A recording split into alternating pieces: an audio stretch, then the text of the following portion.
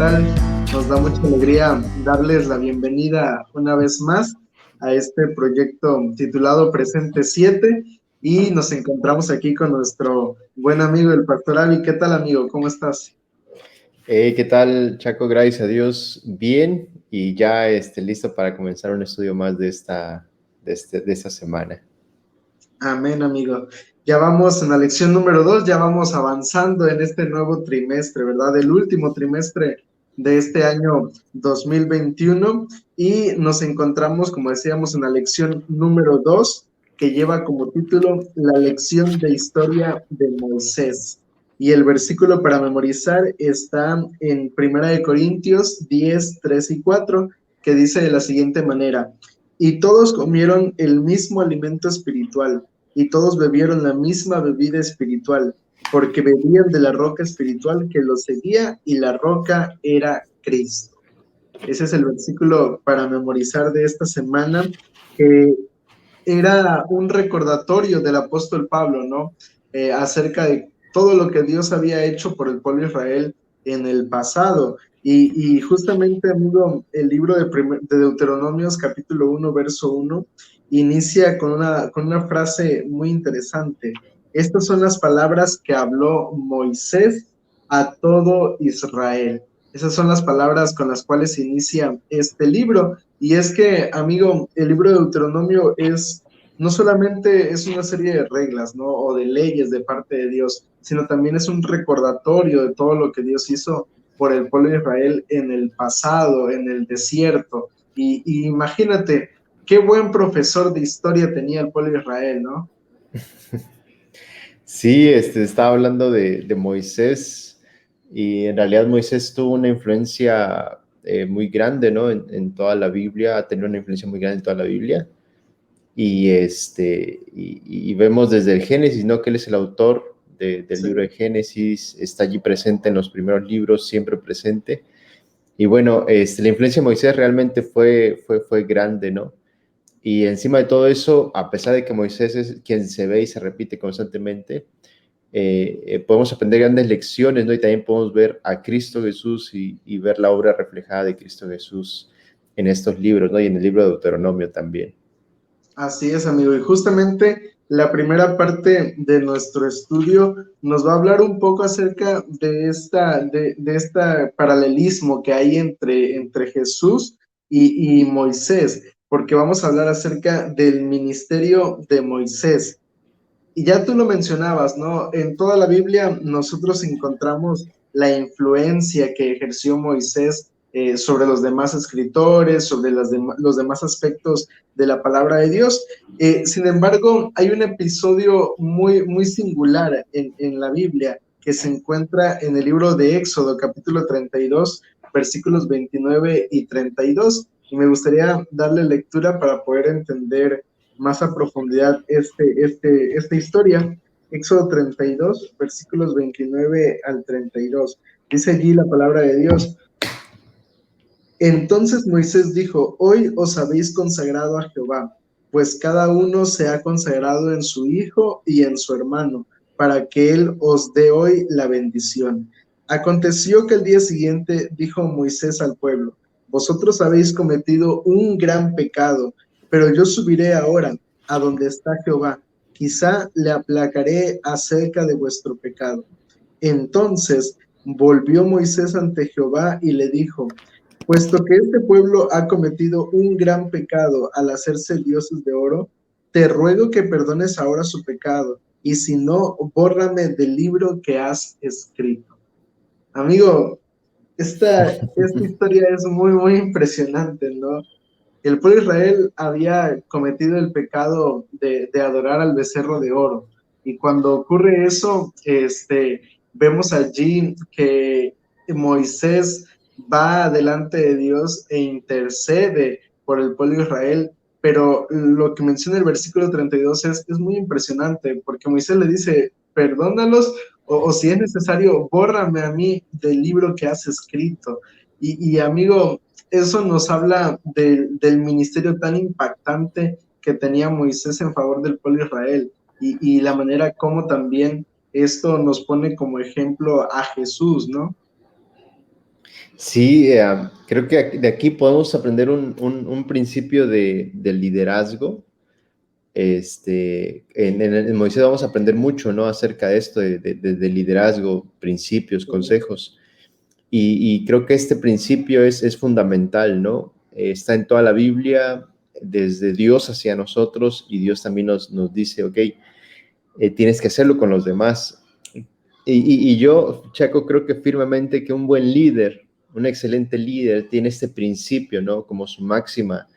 Tienes que amar a los que estás liderando, no tienes que amar a los que están bajo tu dirección. Y creo que de eso podemos aprender de estas palabras que dice Moisés, o sea, ese amor, esa intercesión que hace por el pueblo, ¿no?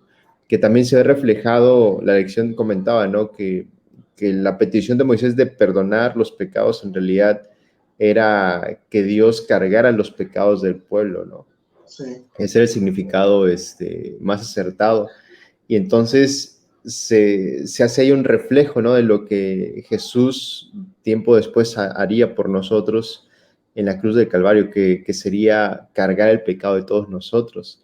Y me gusta mucho Isaías 53:5, que precisamente habla de esta parte, que dice, mas el herido fue por nuestras rebeliones, molido por nuestros pecados, el castigo de nuestra paz fue sobre él, y por su llaga fuimos nosotros curados.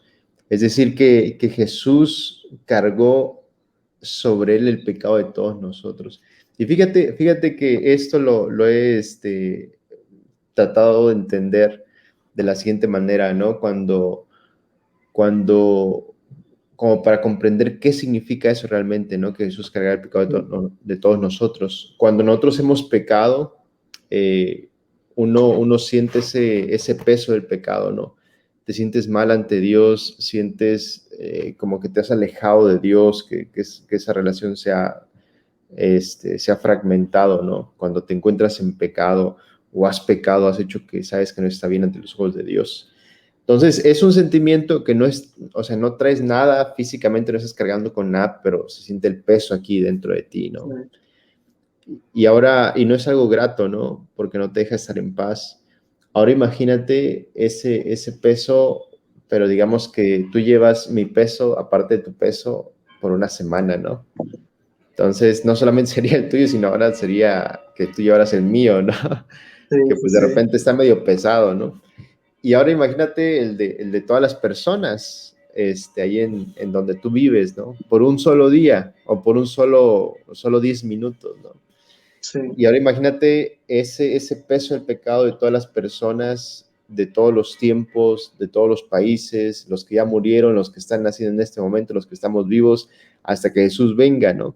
Entonces, todo ese peso de pecado sobre Jesús en la cruz del Calvario, por eso Jesús llegó a tal punto de decir, Elí, Elí, lama sabactaní, ¿no? Dios mío, ¿por qué me has abandonado? Porque era tanto que Jesús se sintió alejado de Dios, ¿no?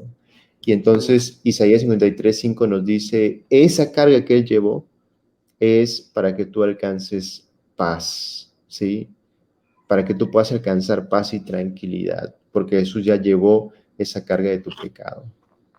así es, amigo. Y esto que tú mencionas me hace recordar un texto de la palabra de Dios que menciona que no hay mayor amor que un amigo esté dispuesto a dar su vida por otro, ¿no? Y Jesús estuvo dispuesto a eso y Moisés estuvo dispuesto también a eso por el pueblo de Israel, porque al pedirle eso, pues Moisés estaba pidiéndole al pueblo de Israel, o a Dios, mejor dicho, le estaba diciendo, pues prefiero perder mi vida a que se pierda uno de ellos, ¿no?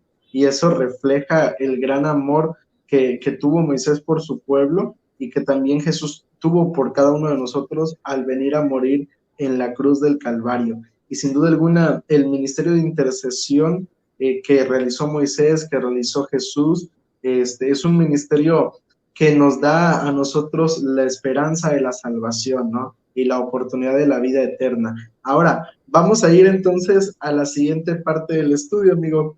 Profecía cumplida.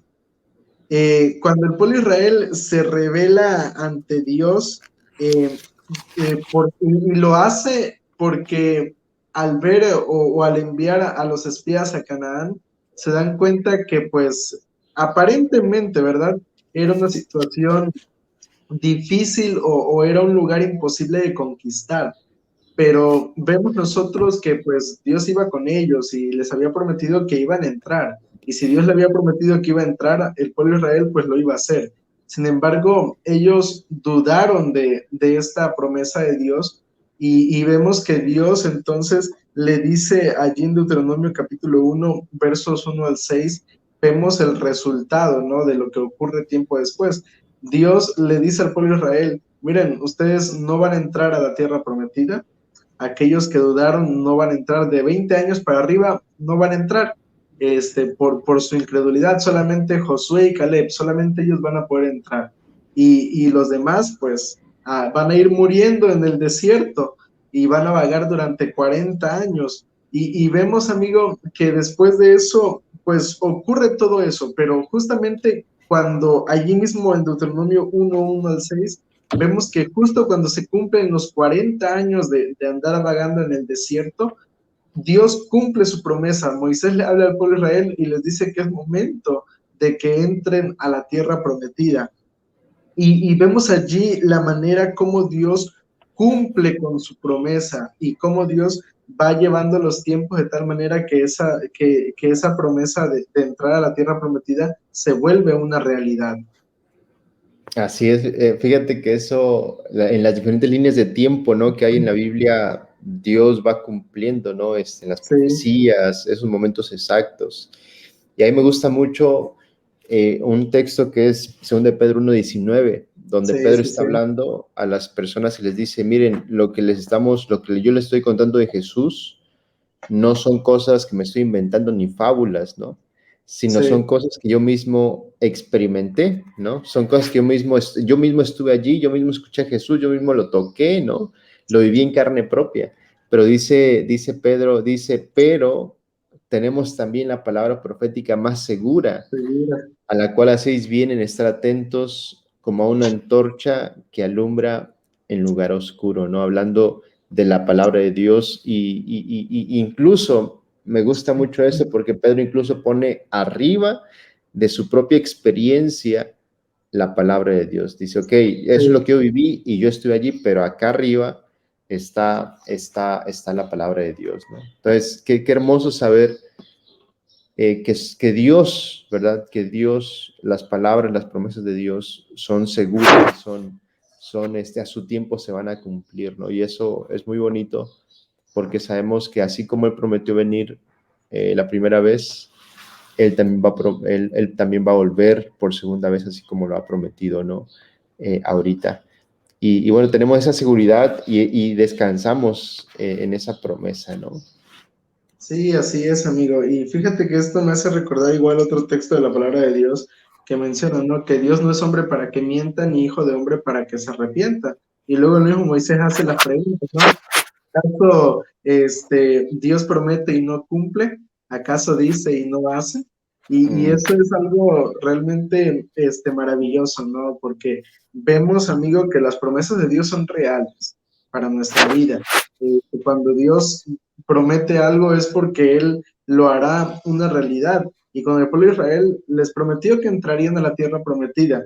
Y también, así como les prometió que entrarían, también les advirtió que lamentablemente por su rebeldía e incredulidad, pues muchos no entrarían, ¿no? Aunque fíjate que yo meditando en esta parte, ¿no? Me pongo a pensar en la cuestión de cómo se habrán sentido esas personas al haber dudado y al haber escuchado la advertencia de parte de Dios y me hace pensar en lo que ocurrirá en el tiempo final, ¿no? Cuando muchas personas pues también que no han creído o dudan de esta promesa de que Dios viene por segunda vez o de que hay un Dios o de que iremos al reino de los cielos o alguna de las promesas que Dios ha dado en su palabra y digo yo, y cuando Jesús venga, ¿cómo se sentirán al ver que la promesa de Dios era real, ¿no?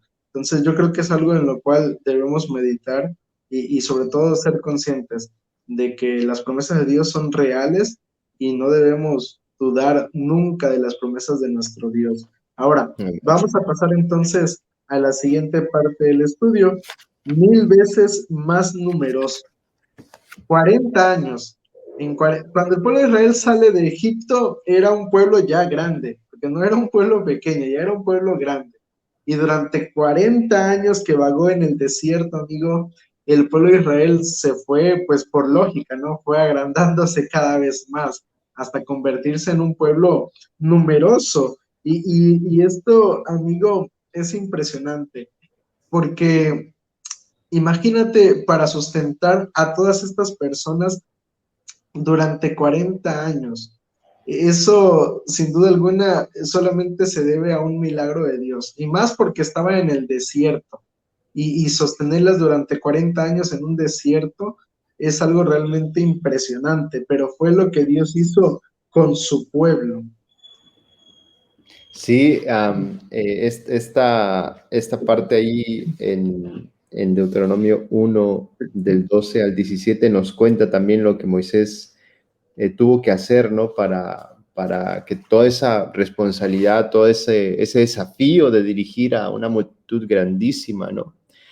Y nuevamente en esta parte podemos aprender principios de liderazgo, ¿no? Que podemos aplicar hoy a nosotros que nos toca ser líderes de la iglesia, líderes de un grupo pequeño, líderes ahí donde estamos, ¿no? Y creo Sí, que podemos aprender algunas cosas. Lo primero es que yo estoy seguro que con mucha oración, Dios y el pueblo también eligieron a sus líderes, ¿no? Entonces, en esta parte podemos ver que fue una elección representativa y es algo que me gusta a mí, porque de cada tribu, de las diferentes tribus, mandaban a las personas representativas, a las que mejor podían tomar la responsabilidad, ¿no? Entonces, sí. no fue que alguien solamente dijera de una sola tribu, que alguien decidiera, sino que fue una representación de las diferentes tribus. Lo segundo que podemos aprender aquí es que Moisés les delega también autoridad, les delega responsabilidad. Y un buen líder tiene que ser un buen delegador, porque si no sabes delegar, vas a terminar haciendo todo el trabajo tú y vas a poder avanzar, ¿no?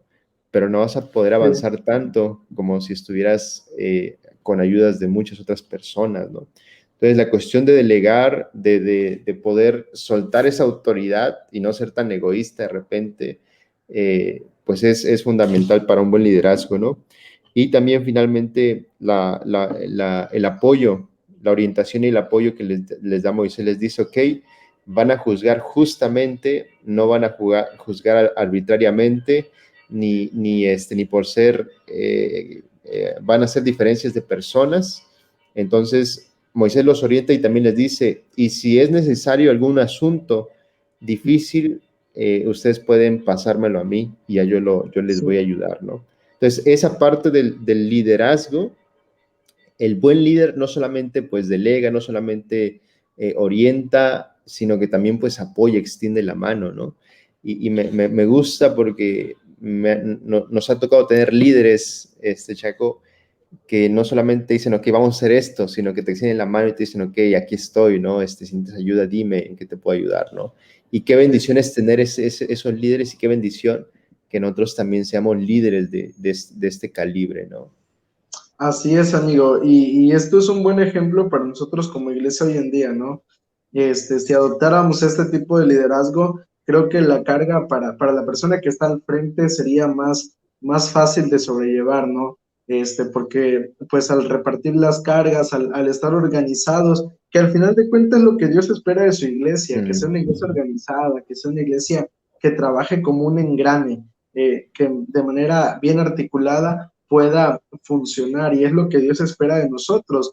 Y con el pueblo de Israel, pues funcionó de la manera correcta, ¿no? Y ojalá que nosotros como líderes podamos tomar pues este ejemplo de parte de Moisés y poder ser mejores líderes al momento de dirigir a la iglesia, o incluso en nuestro trabajo, en la escuela, en los diferentes aspectos de nuestra vida. Los principios bíblicos también se pueden aplicar, ¿no? No solamente Amén. para el aspecto de la iglesia. Ahora, vamos a repasar un poquito un episodio del pueblo de Israel, lo que sucedió en Cades Barnea. Este momento, amigo, fue un punto de inflexión para el pueblo de Israel. allí se marcó un antes y un después para su vida, para la vida de muchos, porque ya lo mencionábamos hace un poquito, dábamos una pequeña pincelada, ¿no? El pueblo de Israel estaba allí a las orillas de Canaán, viendo la tierra prometida, ya habían sido enviados espías para ver cómo estaba la tierra, para ver qué se iba a hacer, y el pueblo de Israel duda de Dios, y cuando llega ese momento en su vida de incredulidad, es cuando Dios les impide a esta generación entrar a la tierra prometida. Y, y, y Dios toma la decisión de destruir al pueblo de Israel, ¿no? O de llevarlos a este punto. En Números 14, 11 al 20, vemos que nuevamente Moisés intercede por el pueblo de Israel, pero ahora le da unas palabras a Dios que son muy interesantes también. Le dice a Dios que no los destruya, porque ¿qué van a pensar las demás naciones? Y esas palabras tienen una implicación muy importante, ¿no? Fíjate qué momento, ¿no? Y aquí me gusta mucho el comentario que escribe el autor de la Lección de Escuela Sabática que dice, al final, dice, la idea de que Dios debe ser glorificado en su pueblo se encuentra en toda la Biblia, ¿no? Que la gloria, la bondad, el amor y el poder de Dios deben revelarse en su iglesia, ¿no? En nosotros. La gloria, la bondad, el amor y el poder de Dios deben reflejarse por medio de nosotros, ¿no? Y es, qué impresionante, ¿no? Que muchas personas en realidad pues no leen la Biblia, ¿no? La mayoría de las personas no leen la Biblia. Lo que ellos llegan a leer son a nosotros los cristianos, ¿sí? Los que Sí. profesamos ser parte de la iglesia, ser parte del pueblo de Dios. Y entonces, por medio de nosotros, de lo que Dios ha hecho en nuestras vidas, por medio de lo que hemos experimentado con Dios, ¿no? Se espera que nosotros podamos reflejar a Dios. De hecho, esto me recuerda, nosotros fuimos hechos con ese propósito. Dios nos dice que nos hizo a su imagen y semejanza. Y el propósito de hacernos a su imagen y semejanza, dice la hermana White, es que conforme fuera avanzando el tiempo, nosotros fuéramos desarrollándonos más intelectualmente, espiritualmente, físicamente, y en la medida que nosotros nos desarrolláramos más, pudiéramos reflejar de una manera más clara la gloria de Dios, la imagen de Dios en nosotros, ¿no? Entonces, imagínate, es por nuestro medio y por lo que pasa en la iglesia, en nosotros como personas, que otras personas pueden conocer a Dios y van a conocer a Dios, ¿no? Así es, y mira que esto es una realidad, amigo. El otro día yo fui a comprar algo de cenar, y cuando estábamos allí, el señor que estaba atendiéndome, pues él ya me había preguntado a qué me dedicaba yo, y yo le comenté que pues era pastor, ¿no? Y recuerdo que platicando, su hijo se acercó y empezó a platicar conmigo, a sacarme plática, pero el muchacho estaba utilizando un vocabulario pues diferente, ¿no? Y yo pues no dije nada, solamente lo estaba escuchando. Y yo recuerdo que ya cuando el muchacho terminó de hablar, su papá le dice, oye, no sabes con quién estás hablando, dice, ese muchacho es un pastor, así que habla con respeto. Y eso me impresionó a mí en lo personal porque, amigo, realmente es impresionante lo que Dios espera que seamos, ¿no? Que seamos verdaderamente una luz para las personas que nos rodean, y que la gente pueda ver en nosotros pues a Cristo Jesús. Y era Mm, lo que Dios esperaba, que su pueblo fuera allí para las demás naciones, pero por la rebeldía del pueblo de Israel, por su incredulidad, por su pesimismo en ocasiones, pues no se estaba alcanzando ese objetivo, ¿no? Y por eso Dios toma pues la decisión de decirle a Moisés, pues vamos a destruirlos, ¿no?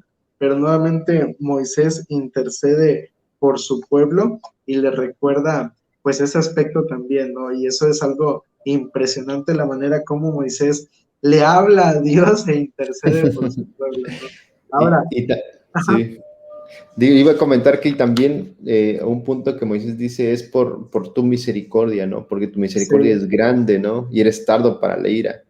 Entonces creo que ese aspecto también, y lo vamos a hablar ahorita en un momentito en la siguiente parte, es muy importante, ¿no? Sí, así es, amigo. Y vamos entonces a este punto, la iniquidad de los amorreos. Fíjate que esta parte de la lección es algo que durante mucho tiempo yo había tenido como que esa duda o ese conflicto dentro de mi interior, ¿no? Que pues había tratado de calmar de cierta manera con respuestas lógicas, pero es impresionante, ¿no? Lo que ocurre con el pueblo de los amorreos, un pueblo, amigo, que pues se había apartado también de Dios, porque recordemos que todos los seres humanos salimos de una misma persona, Adán y Eva, y cuando se desarrolla esa historia, pues todos al final de cuentas conocían al principio Caín, Abel, su familia, Seth, todos ellos tenían el conocimiento de Dios. Y a lo largo de la historia ese conocimiento se fue terciverjando y ocurre algo muy, muy impresionante. Yo quisiera darle lectura a un texto que se encuentra en Génesis capítulo 15, versículo 16. Dice allí la palabra de Dios, y tus descendientes volverán acá en la cuarta generación, porque hasta entonces no habrá llegado a su colmo la maldad de los amorreos. Dios le prometió a Abraham que entraría su descendencia a esta tierra, pero les dijo que en tal momento, porque hasta ese punto la iniquidad de los amorreos llegaría a su límite. Y es allí, amigo, cuando Dios pues toma la decisión a través del pueblo de Israel de también ponerle fin a esta situación con estas naciones incrédulas, ¿no? Sí, fíjate que están estos textos de la Biblia, ¿no? Donde el pueblo destruye a los niños, a los adultos, ¿no? Sí, sí, Y la verdad es que lo lees y dices, híjoles, ¿no? sí, No sabía que eso estaba en la Biblia, ¿no? De repente, cuando lo lees la primera vez. Y fíjate que cuando lees esos pasajes, digamos que aislados, o solamente lees esa parte, pues sí, pueden surgir muchísimas dudas, ¿no? Ya cuando vas leyendo toda la historia y vas poniendo, te vas dando cuenta qué es lo que va pasando, Dios siempre tiene una forma de actuar que es, Él llama a las personas, ¿verdad? Él espera que ese llamado por medio de profetas, por medio de diferentes circunstancias, esas personas puedan acercarse a Él, ¿verdad? Porque pues es lo mejor, Dios sabe que es lo sí, mejor para nosotros como seres humanos. De allí, pues las personas normalmente rechazan a Dios. Dios, sin embargo, vuelve a enviar a otras personas para poder guiarles el camino, ¿no? Los profetas. Y nuevamente se encuentra lo mismo, ¿no? Esta misma secuencia de que otra vez rechazan a Dios, se rebelan contra Dios, se van a los ídolos, a hacer cosas también bárbaras. Y entonces encontramos nuevamente Dios enviando a sus profetas, y incluso en esta parte de Isaías, Jeremías, los profetas siendo apedreados, o los profetas yendo a la cárcel, o siendo puestos en hoyos, ¿no? Incluso algunos de ellos murieron. Y entonces vemos que Dios en su misericordia llama a su pueblo o a los pueblos una y otra vez, y entonces el juicio no viene pues a la primera, ¿no? Sino que el sí. juicio viene ya después de mucho tiempo, ¿no? Después de muchos llamados, después de muchas advertencias. Entonces sí viene el juicio de Dios. Y eso es algo que también vamos a pasar al final de los tiempos, ¿no? O sea, Dios nos está llamando hoy en día. Dios no desea que nadie se pierda, ¿no? Dios Sí. hace y va a hacer todo lo posible para que cada uno de nosotros nos podamos salvar, ¿no? Todas las personas en este mundo se puedan salvar.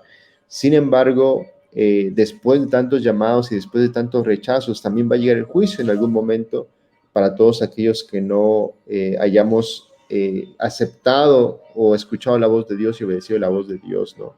Entonces, me gusta mucho ese actuar de Dios de misericordia, ¿no? Y Moisés lo puntualizaba, ¿no? Señor, grande es tu misericordia y eres tardo en la ira, sin embargo, al mismo tiempo, tú no darás por inocente al culpable, ¿no?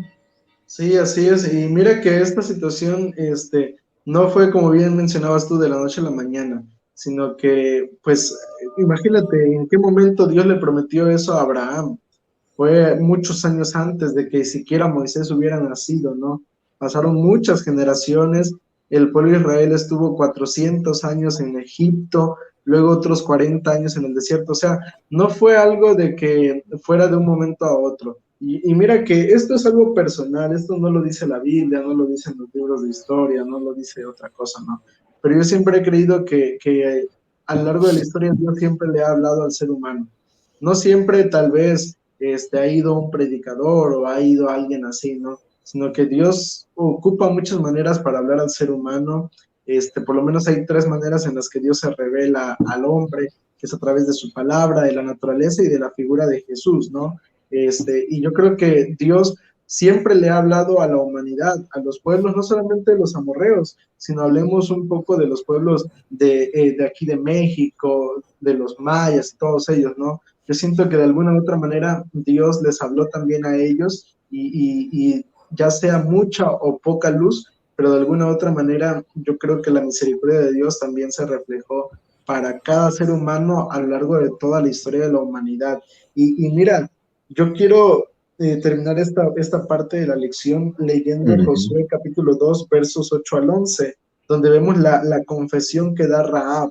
Dice allí Josué 2, 8 al 11, antes que ellos se durmieran, ella subió al terrado y les dijo, sé que Jehová os ha dado esta tierra, porque el temor de vosotros ha caído sobre vosotros, y todos los habitantes del país ya han temblado por vuestra causa, porque hemos oído que Jehová hizo secar las aguas del mar Rojo delante de vosotros, cuando salisteis de Egipto, y también lo que habéis hecho con los dos reyes de los amorreos que estaban al otro lado del Jordán, con Sehón y Og, a los cuales habéis destruido. Al oír esto, ha desfallecido nuestro corazón y no ha quedado hombre alguno con ánimo para resistiros, porque Jehová vuestro Dios es Dios arriba en los cielos y abajo en la tierra. Allí está la confesión de una mujer amorrea, de una mujer que pertenecía a ese tipo de pueblos y cómo ella reconoce a Dios, ¿no? Entonces, ahí está la prueba más grande de que Dios ha hablado a la humanidad de diferentes maneras y que Dios estuvo dispuesto, así como perdonó a Rahab, a perdonar a cada uno de los seres humanos si le confiesa y acepta la salvación en Cristo Jesús. Y pues amigo, de manera personal, como conclusión, yo quisiera terminar solamente mencionando un pensamiento que da la hermana Elena G. de White, que es mi favorito. Ella menciona, no tenemos nada que temer del futuro, a menos que olvidemos la manera en la que el Señor ha conducido y lo que nos ha enseñado en nuestra historia pasada. Amigo, que no olvidemos, ¿no? Que no hay nada que temer. Si Dios controla la historia, también controla el futuro de la humanidad. Y pues quisiera pedirte tu conclusión y que nos dirijas con la oración, por favor. Muy bien, ahí me gustaría cerrar con este último pensamiento del jueves, que dice que aunque a veces no tengamos todas las respuestas o nuestro conocimiento, entendimiento de Dios sea de alguna manera limitado, sin embargo tenemos que tener fe en Dios, ¿no? Por lo que conocemos, por la bondad de Dios y el amor de Dios que ha sido revelado también. Y Amén. siempre que encuentro ese tipo de situaciones a veces difíciles de entender, volteo a la cruz y veo a Dios allí en la cruz, no crucificado. Y digo, aunque no puedo entender lo otro, de repente pues miro a Jesús y entonces hay algo allí en la cruz donde hay una respuesta a todas esas inquietudes, ¿no? Y donde Amén. puedes descansar tu alma. Así que vamos a hacer una oración. Señor y Padre, en esta hora queremos darte gracias porque nos has hablado una vez más a través del libro de Deuteronomios, por las enseñanzas que nos dejas, Señor, en tu palabra, por lo que vivieron en el tiempo pasado tus hijos, Señor, por las lecciones que ellos aprendieron. Y Padre, que nosotros también hoy podamos ver en cada uno de esos aspectos negativos y positivos lecciones para nuestra vida, Señor, advertencias para nuestra vida, Señor, y podamos reconocer que tú deseas lo mejor para nosotros y que también podamos descansar en tus promesas, Señor, sabiendo que en ningún momento tú nos abandonas, sino que en todo momento, Señor, tú estarás con nosotros y nos guiarás hasta ese encuentro maravilloso contigo, Señor. Gracias te damos por tu palabra. En el nombre de Jesús. Amén. Amén.